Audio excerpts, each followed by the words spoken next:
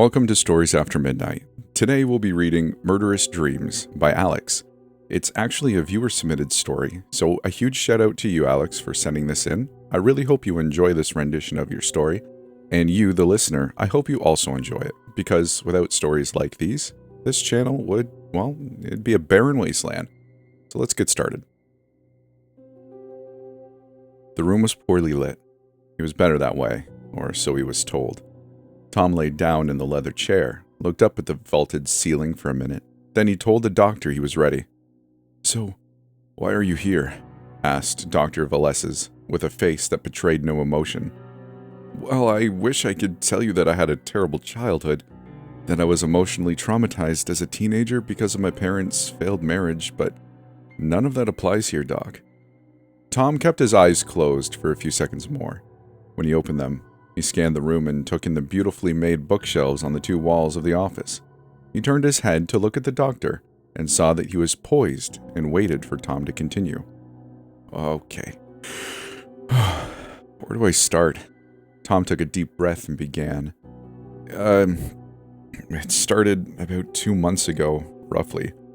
I started having these dreams. At first, they seemed just like any strange dream anyone would have. I was walking alone in the streets in the late evening, early night. Tom paused for a minute. He needed some time to recall the dreams that he had when they first started. He pinched the bridge of his nose as he tried to remember. Nothing really seemed out of the ordinary. In fact, it seemed more like a boring dream. As I kept walking, I noticed that I had walked right to Whitechapel. Not strange in and of itself, but what was strange was the fact it didn't look like present day anymore.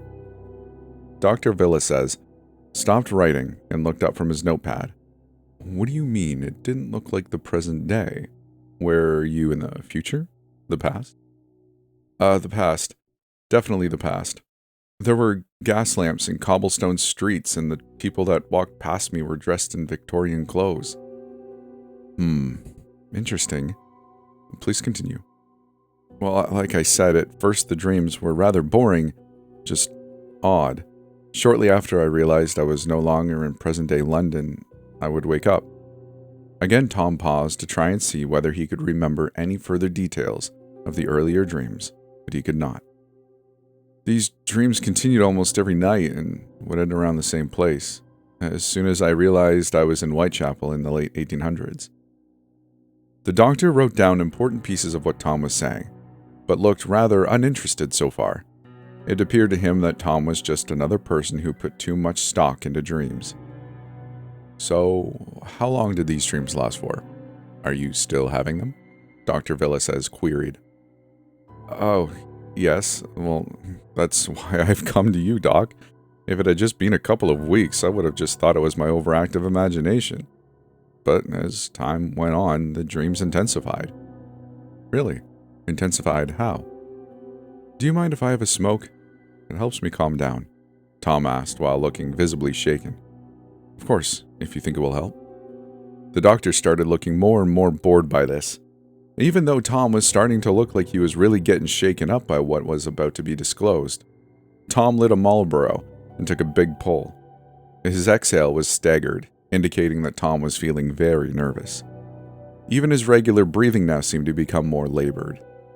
"Once I'm finished my cigarette, I'll let you know how intense the dreams have become and still are," Tom said shakily. Dr. Valeses leaned back in his chair and lit up his own cigarette. Although smoking indoors was made illegal almost a decade ago, Dr. Valeses didn't care, and if his patients wanted to smoke, so would he. A few minutes went by as both Tom and Dr. Valeses smoked their cigarettes. Tom looked at the doctor and put his cigarette out. "Are you ready for my story? The one that my dreams have been telling me?" Tom still looked visibly shaken but remained steadfast. "Of course. We need to find out what brought you to me." "Okay.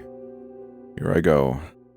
Tom laid back down into the chair, took a deep breath, and began retelling the tale of his weird and tormenting dreams. "The night was brisk, but not too cold for me to be out.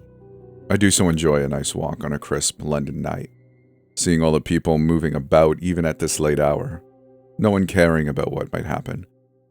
There was not a cloud in the sky and the moon was new, so the only light came from the gas lamps. Shadows danced all around me as I walked from lamp to lamp. Continuing to walk, I finally reached my destination, Whitechapel. The filth was palpable.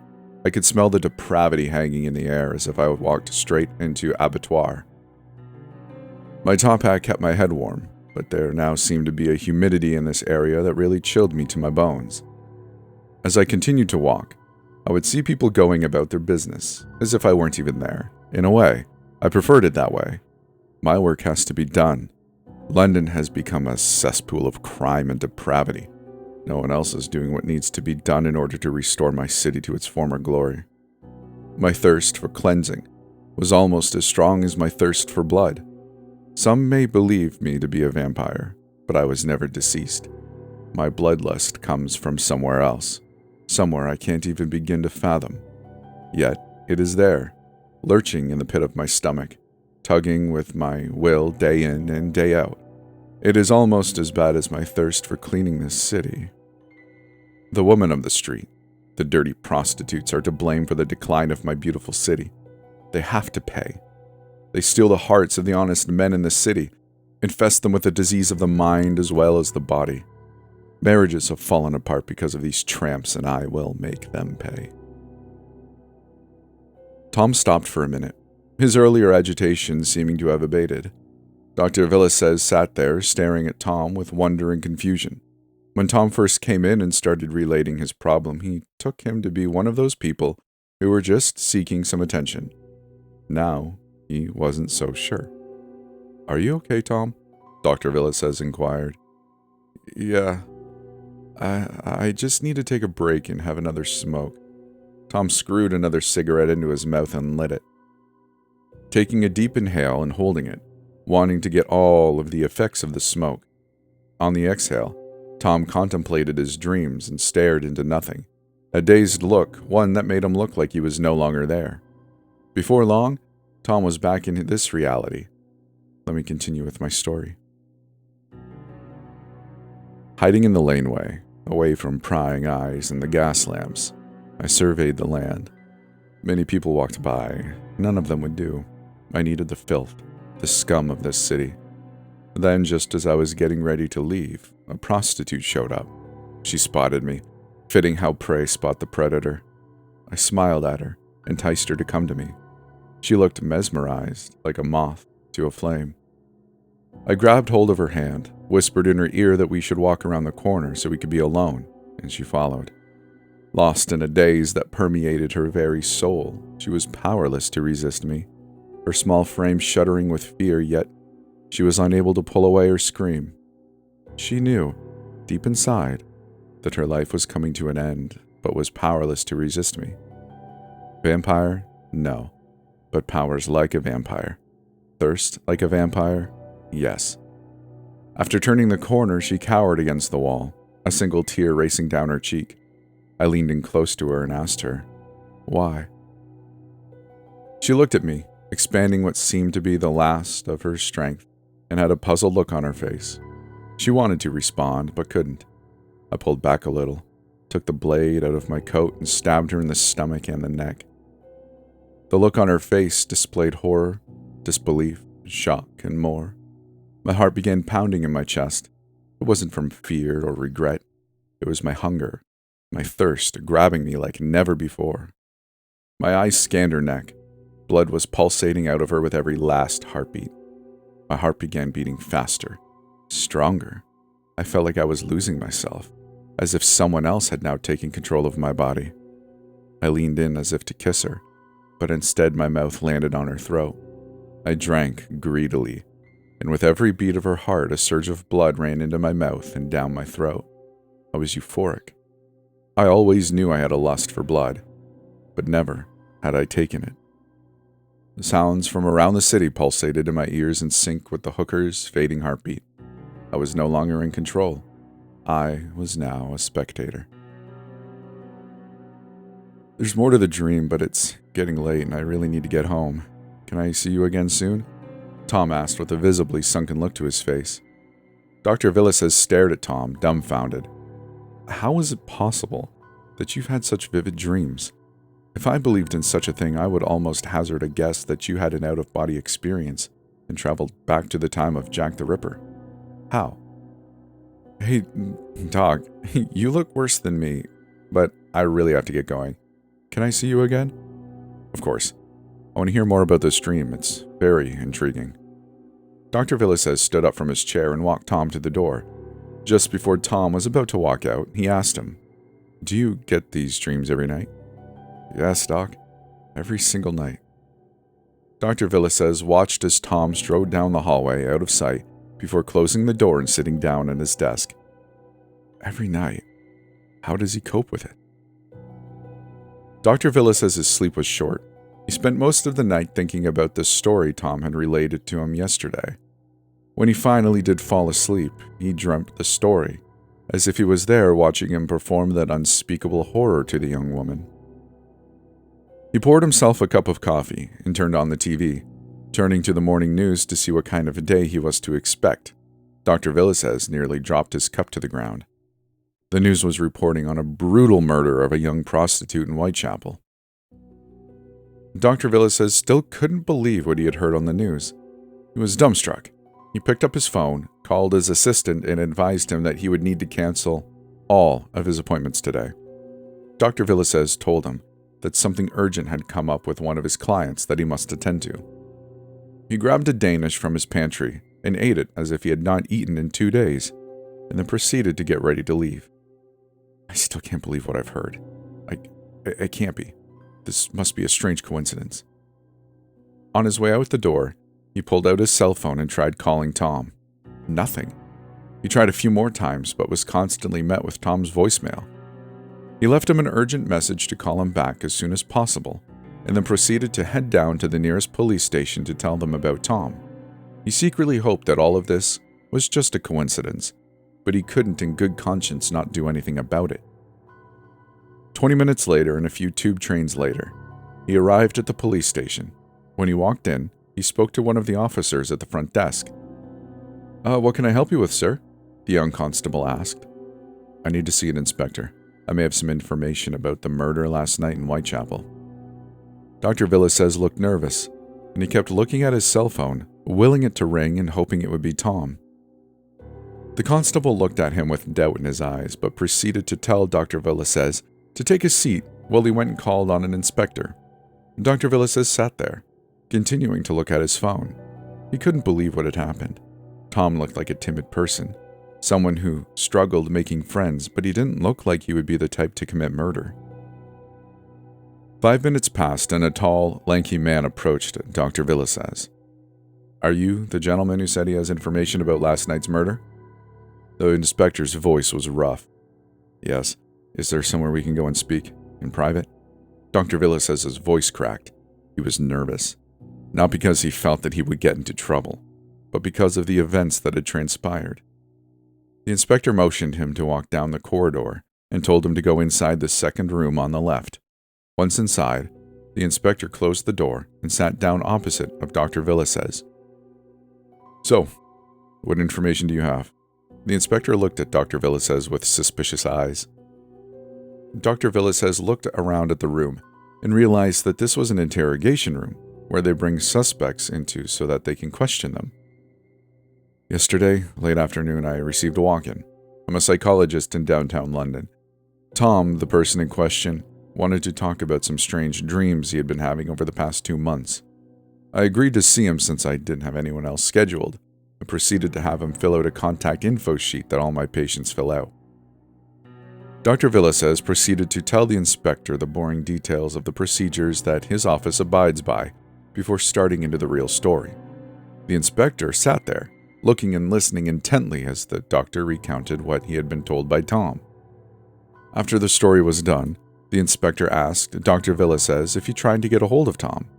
The doctor told him he attempted to call the contact number Tom had provided on the contact form, but was unable to reach him. He said that he also left him a message asking him to call back immediately once he had received the message, but so far, he hasn't heard back from him. "Do you have his address?" the inspector asked. "Yes, but all that info is back in my office. I don't have it here because all of this happened so quickly." "Okay. go back to your office and get all that info for us. If he calls you any time between now and when you come back here, don't let on that you've approached us about this. He may not be responsible for the murder, but if he is, I don't want him to be spooked either." Dr. Villas has agreed and walked out of the police station. He still hoped that Tom would call him back and explain to him that he was with friends or something of that nature. Anything that would prove to him that he couldn't be the one that had killed that prostitute. He walked around in a daze, seemingly not knowing where he was going, but he definitely knew where he was going. He entered the underground and proceeded to make his way to his office. All of this was crazy. Maybe he was overreacting. However, he didn't really believe in coincidences and now really began to worry. Back in his office, his assistant came in and asked him whether he was all right. His assistant saw the agitated state that he was in and was concerned. "Yes, I'm all right, just a bit frazzled. An emergency came up, one I cannot really discuss. By the way, did Tom happen to call into the office?" His assistant advised him that he hadn't, just his regular clients.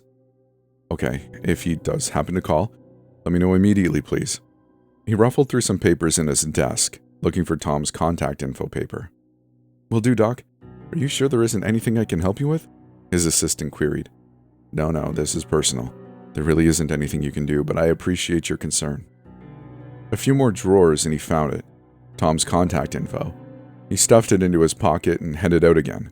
Before leaving, he told his assistant to leave early tonight, if there weren't any calls toward the end of the day. Back into the underground he went, on his journey back to the police station. Confusion, doubt, and disbelief quickly turned into fear. What if this really is happening? What if Tom is a modern-day Jack the Ripper? Maybe Tom, coming into his office and relating that strange story about his dreams, was a plea from him. Did he want to be caught before he killed more people?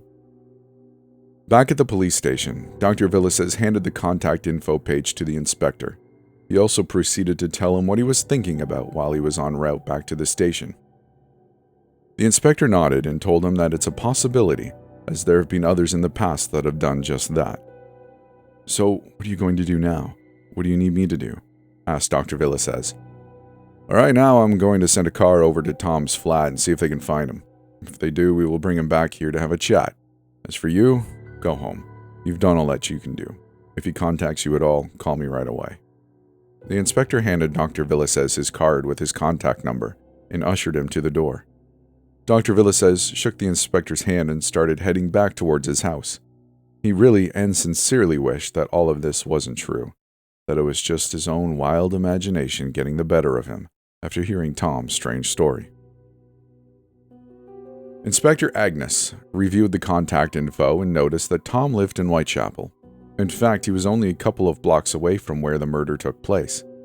He put the paper away into his inner pocket and headed out into his car. He wanted to get to Tom's flat as soon as possible, and he wanted to go there himself. During the drive, he reviewed the day's events. It had started out normal as it can be for the police, and then Dr. Villas came into the station with this wild story. He wasn't sure whether he believed it yet or not, but he always followed up on tips no matter how outrageous they first sounded. The inspector arrived at Tom's flat, parked his car, and got out. He reached the building, rang Tom's buzzer, and waited. No response. He tried again after about half a minute, but was met with the same result. As he was ready to turn back and head to his car, the door opened and an elderly lady stepped out. Inspector Agnes approached her and asked her if she knew Tom. "Tom Morris? No, I don't really know him. I've seen him enough times, but he is a very reserved young man. He would just wave at me and kept walking. Never got a chance to know him." "Thank you, ma'am. Is there anything at all you can tell me? Did he behave strangely? Did he look suspicious at all?" Inspector Agnes persisted. "Well, aside from being a recluse, no, I can't say that there was anything strange about him. Sorry." The elderly lady started walking away. Inspector Agnes thanked the lady again and made his way back to his car and radioed to his station. "I need undercovers to stake out 10 Faircloth Street in Whitechapel for the next 24 hours. I'll wait here until they get here." This was odd. Tom first goes to seek help for some strange dreams. Dreams about Jack the Ripper, nonetheless. Then a copycat murder occurs that same night? This was turning out to be a really weird day indeed. And about half an hour later, the officers arrived and Inspector Agnes filled them in on what needed to be done, how they had to keep an eye out for this Tom character. He gave them what little description Dr. Villasez gave him and told them to call him if they spotted him at all. The officers acknowledged their duty and returned to their car to wait. The inspector headed straight home as his shift was over an hour ago. Inside, his flat was a mess, and he scolded himself for living like a slob. But the life of a police officer leaves very little time or energy to do much housework. He poured himself a glass of whiskey and sat down on his favorite chair. He didn't want to think about what had happened earlier today. It was just too strange. He leaned back into the chair and was about to unwind when his mobile phone started ringing, almost causing him to drop his drink to the floor. Inspector Agnes. Inspector, we have another one. Another prostitute was just murdered in Whitechapel. I think you better come down. Another one? Damn. I'll be there as soon as possible. Inspector Agnes finished his drink and headed back out to Whitechapel. No rest for the wicked, he thought. He radioed in to find out where the murder took place and headed towards it. Once there, he was approached by Superintendent Halley. Inspector Agnes, I hear you were the chap who spoke to that doctor guy about this, am I right? The superintendent's brawny presence overshadowed his own. Yes, Superintendent Halley. Came in earlier in the day and with the story of a patient who told him he was having repeat dreams about Jack the Ripper, and since then, there have been 2 murders in Whitechapel. The first fit the bill of the Ripper. Don't know about this one yet. Well, what I can tell you, aside from the multiple stab wounds, is that there is very little blood. Considering. Maybe the stab wounds were done after the blood was drained. That's to be determined. What I do know is that we're dealing with a sicko, and I want to get to the bottom of this quick before the public gets hysterical about it. Superintendent Halley pointed Inspector Agnes to the body and then made his way to his car. As the superintendent was walking away, Inspector Agnes said, "We'll get him, sir. I won't rest until he's in our custody." "Yes, and do it quickly." The inspector just nodded and made his way to the body. The coroner was already there and examining the body. She looked up and filled Inspector Agnes in on what her preliminary findings were, how there was little to no blood left in the body and how there were multiple stab wounds in the abdomen and a gash in the neck. "I'm really puzzled by this. Where and how did the perpetrator take all the blood?" the coroner questioned. "Your guess is as good as mine, I'm afraid. In fact, I would know even less about that than you would." Inspector Agnes spoke to the other officers who were at the crime scene and asked them whether they had questioned the person or persons who found the body. They said they had, and that they didn't see the perp. They just stumbled onto the body while they were walking home. At that moment, Inspector Agnes remembered that he had 2 officers parked outside Tom's flat. He quickly grabbed his phone and called them to find out whether they had spotted Tom at all. "No, sir. No one matching the description you gave us came in or out of that building. Maybe Tom gave the doctor a wrong address?" "No, I spoke to an elderly lady at that same building, and she confirmed that Tom lived there, although she didn't know him personally." He put the phone back into his pocket and walked around the crime scene to see if he could spot anything at all that would give him a clue. "Constable, come here, please. I want all of these cameras reviewed as soon as possible. We need to see if we can catch the face of the killer." "Sir, if the murder occurred where the body was found, we won't have an easy time of it. There are no cameras in that alleyway, and the perp could have come from behind." "Doesn't matter. I want to see it all, just in case he made a mistake. I want to confirm whether we're dealing with a person of interest." "Yes, sir. I'll get to it immediately." The constable raced away to his police car. Now, the good thing about London is that there are a lot of cameras around. Hopefully one of them caught something significant. If not, he'd have a rough time getting this issue resolved. While he was thinking of ways to find out how he would track down Tom, his phone rang. Inspector Agnes. "Sir, we have Tom in our vehicle," the officer stated. "Really? You saw him come in?" "No, sir. He came out of the building and we had a chat with him. Told him we needed to bring him to the station for some questions. Didn't even put up any sort of struggle or fight." "All right, take him to the station and put him into Interrogation Room 2. I'm going to meet you there." Inspector Agnes closed his cell phone and headed towards his car. How in the hell did no one see him come in? He thought to himself. While driving to the station, he mulled over how it could be possible that neither himself or the undercover police officers saw Tom entering the building at all. Maybe there was a back entrance to the building. He decided to head over to Tom's flat to check it out before heading to the station.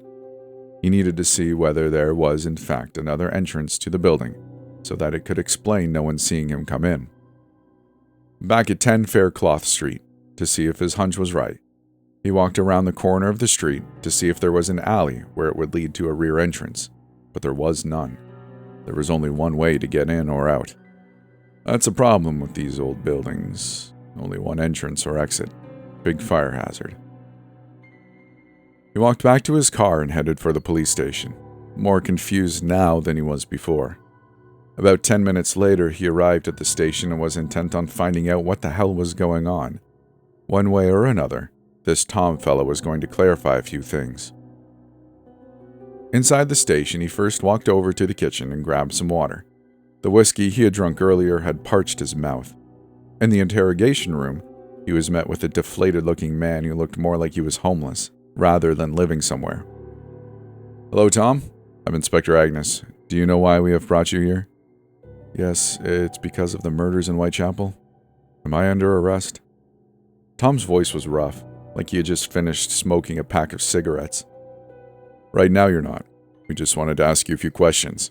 Where were you last night and tonight when the murders occurred?" Inspector Agnes queried.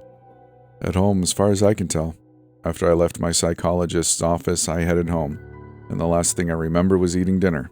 I don't remember anything else after that until just recently when I woke up on my kitchen floor." "You don't remember anything from last night until now?" "No, I don't."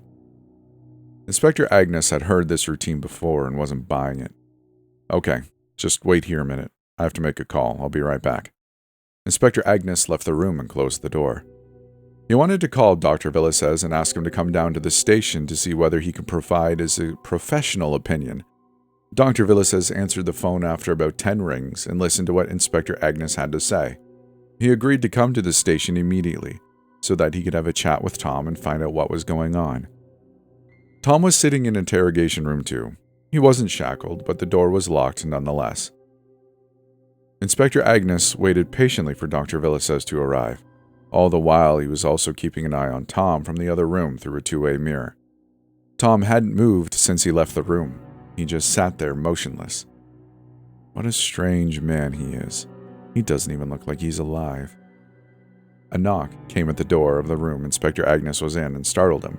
He was so focused on Tom that everything else was not even there. He opened the door and saw Constable Collins with Dr. Villasez standing behind him. "Come in, Doctor. I want you to see him first." The two men walked over to the two-way mirror and looked at the man sitting in the chair on the other side. "Well, is this the guy who came to see you?" inquired Inspector Agnes. "It's hard to tell. He's got his head down, but the hair matches." Just as Dr. Villasez was finishing his statement, Tom raised his head and looked right at him. "Oh my, can he see us?" the doctor said nervously. "No, he can't. It's a two-way mirror. We can see him, but he can't see us. Is he the one, Doctor?" "But he's looking right at me." Yes. That's him all right." "Don't be so nervous, Doctor. He can't hurt us. And besides, we're not sure if he's our guy yet." Inspector Agnes tried to reassure the doctor. "I know, but it's still creepy how it looks like he's staring right at me." "It just looks that way, Doctor. Are you ready to go inside and talk to Tom?" Inspector Agnes wanted to get this over with. The quicker he arrested the perpetrator to the murders, the better off he'd be. "Sure, but isn't he supposed to be tied up? If it would make you feel better, I can have the constable shackle him." The inspector walked to the door and opened it. He asked Constable Collins to go into the interrogation room and put cuffs on Tom. Inspector Agnes entered the interrogation room with Dr. Villasez as soon as Constable Collins came out and advised them that the cuffs were put on. Both the inspector and the doctor sat down opposite of Tom. They all looked at each other for what seemed like a very long time before the doctor spoke. "Hi, Tom. Do you remember me?" "Of course, Dr. Villasez. I was in your office yesterday. So, everyone here thinks I committed the murders, huh?" Tom said with a monotonous tone. "What do you think, Tom?" asked the doctor. "I really don't know. After I left your office and got home, I blacked out. The next thing I know, I woke up not too long ago and now I'm here." A smirk started forming on Tom's face. but barely perceptible. He moved his head down towards his chest and continued. Do you want to hear another story, Doctor? The doctor looked at the inspector with bewilderment. Sure. Tell us your story. Okay. Here goes. The dark streets are my playground. Now that I have had a taste of the blessed elixir, I can't be stopped. The humans fear me because of my murdering ways, but they haven't yet seen what I am capable of doing. They think I only kill for the thrill, but they don't realize that I also have a thirst within me that can't be slaked. The humans think I'm a vampire, but I'm something else. I form a symbiosis with my host. Do I need the host to slake my thirst? Yes. Do I need my host to kill? The lights flickered momentarily, and all the doors at the station slammed shut. Tom rose from his chair, his handcuffs nowhere to be seen. He raised his head, looked at both the doctor and the inspector, and said, "Yes." That's the end of the story. I really hope you enjoyed it. Not gonna lie, the ending gave me chills. So I really hope you enjoyed it. I appreciate you for listening, and thank you, Alex, for sending this in. It was a great story. I do hope you'll send in another one. And a huge shout out to my patrons for helping make this episode possible. Your financial contributions and generosity just mean the most. They really help.